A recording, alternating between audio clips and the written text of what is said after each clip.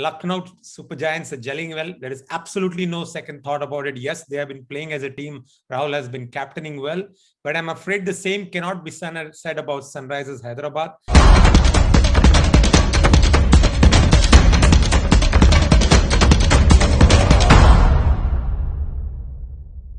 Hello, good evening. Welcome to yet another show of Straight Bat with Mr. Cricket UAE.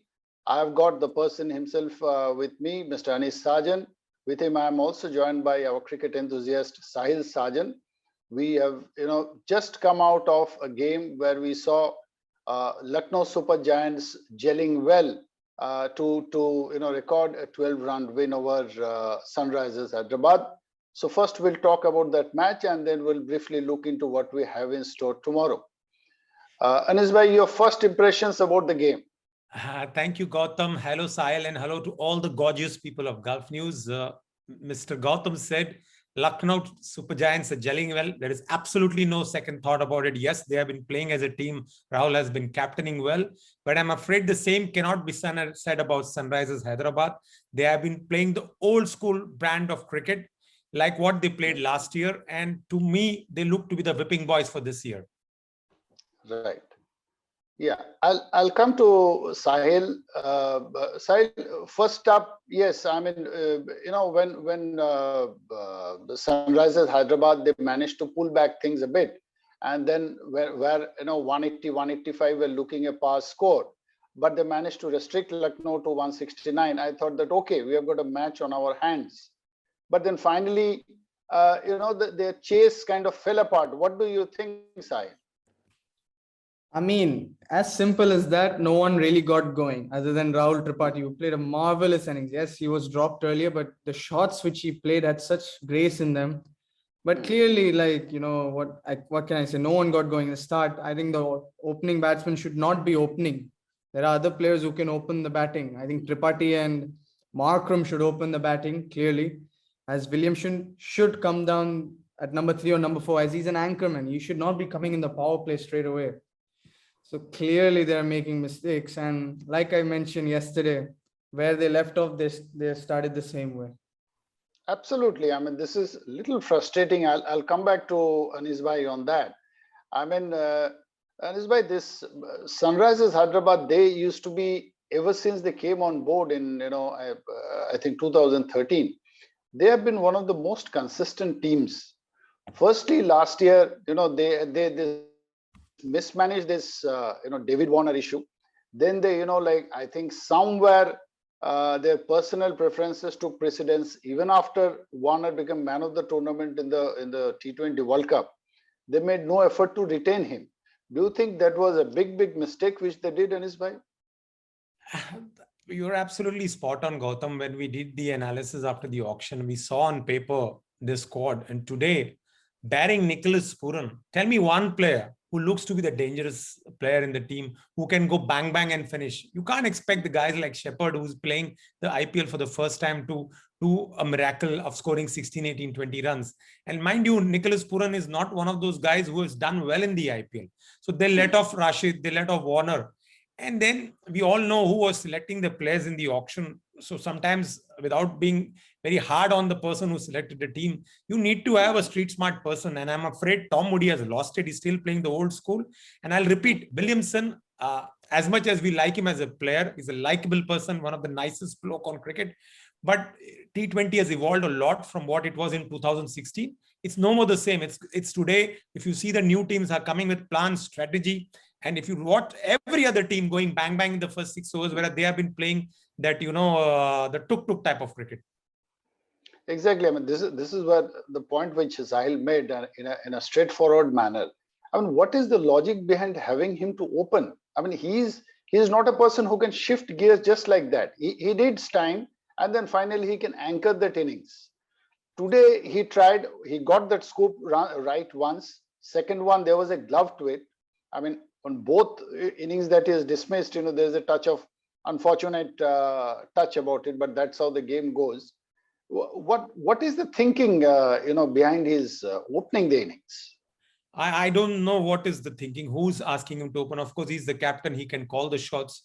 but whosoever is taking the decision, because like Sahil mentioned, you're wasting a guy like Tripathi and Makram. As much as Makram was sloppy today in the second half, but he's a guy who likes the ball to come onto the bat. Similarly, Tripathi and Nicholas Puran's ideal position, if I have to be very honest, is not as a finisher. He should be at number 3. The guys like the Shepherd and everything can come as a finisher, and Williamson can anchor the innings. Because when you lose your captain early on, there is panic in the dressing room. It's like using your Virat Kohli. See, Williamson, Virat Kohli, Smith, who's not there in this IPL, they play the same brand of cricket.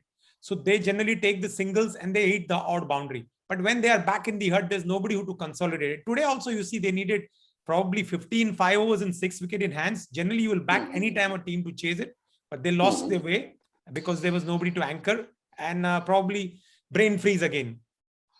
Absolutely. Like you said in the Delhi game, I mean, if you keep on losing wickets at this kind of regular intervals, you're neither here nor there. So much of due. I mean, everything is in your place. You have wickets in hand. The run rate is not about, style. The opposition has to only make mistake to lose. And that is what, I'm sorry, Sunrisers Hyderabad are doing it. And if they continue the same way, even if they win 2-3 games, I would be very surprised.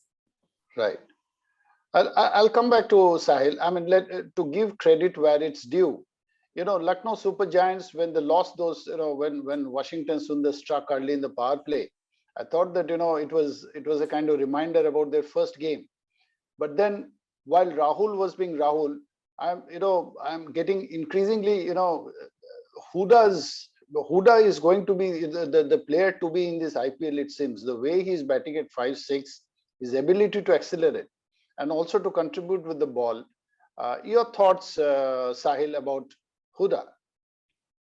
Deepak Huda has been in the loop for quite a while now. From under-19 World Cup, long time ago now. He's been playing regularly IPL, but now he's a man in form. Recently, he made his debut for Indian cricket, and now he's playing well in the IPL. So I'm really happy for this guy. We've been seeing him for a while. He's been an inconsistent player. And if you see back in the IPL days, now he's playing well every game. He's stepping up for his franchise. He's leading from the front. He's not that fringe player in the squad. Now he's leading from the front. So I'm really happy for him, really. Right. I'll throw this question to Anis Bhai now. Avesh Khan, 2 seasons back, he was a bit of a chubby-faced guy who made his debut with the Delhi squad as a fringe bowler. Definitely starting as a kind of stepney to KG and Henrik Nokia.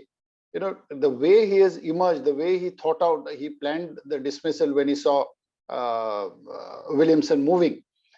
What do you think about Avesh? I mean, his evolution had been remarkable, isn't it? Fair point, Mr. Gautam. Like you mentioned, that the way he thought out the dismissal of Williamson, where he made sure he bowled him more outside the off-stump so that Williamson had to move more, slowed down the pace, because we all know Avesh Khan has got a lot of pace, because when you want to play that scoop shot, you all remember the Misbah shock where he did not get pace.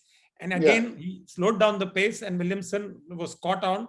That shot was early on to the shot and scooped up. But having said that, not only he bowled that ball, he changed the game. Okay, he got a wicket of Puran off a full toss, but he got 2 big wickets.